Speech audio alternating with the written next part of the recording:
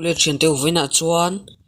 fireworks machine sim dang ka ron tilang dona shelo tom tak in no mai thia chu ti rol sia poi no mai the ni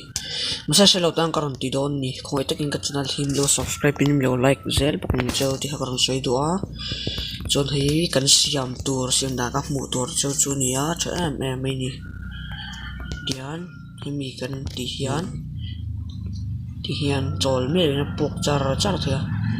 chuan hi kan mit lenga tin off le don ni acha em be mani ama saing ka channel him lo subscribe pin lo like min chau le videos ta thang da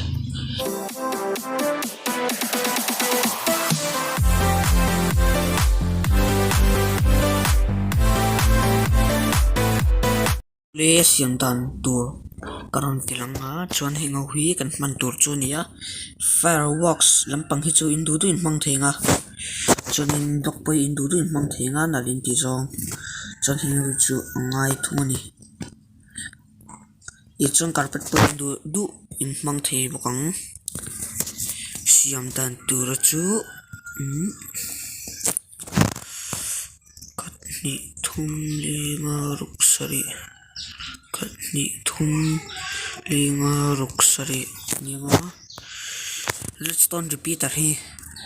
ama on tur ama va po tura zona takaina ava hoi tur nia tian chuan redstone sima har lawa ol ame mani deilo po sia tam takin no mai thia masela silo tan lanuk video tan karon tia na po na tur hi kan thuk ru don ni le noya chuan on na tur vel chu ndu du hla in chen vel an ti meng tok vel cha ngatinge up server hi pan min ti chuan ati clear nan khana ngai ni up server hi da bel ten e chuan hai in mu ang hian shedar ka manga lang nal ve do ti mai me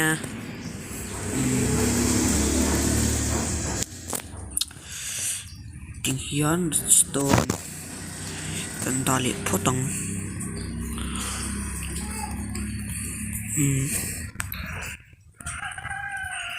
redstone repeater danga redstone hian phak lo chine chu repeater hian puya repeater kan man na chan ber ponia chuan tan sticky piston ti tlu tur bar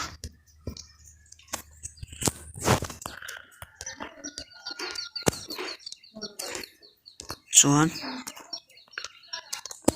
imi hi torch nokani hi tai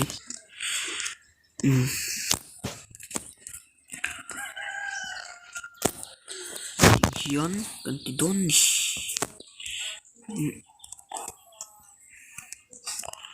lock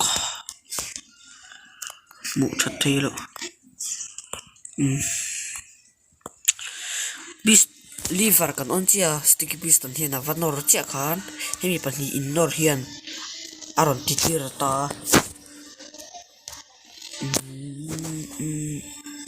phak velang king hian ani mai le tuna kan coverang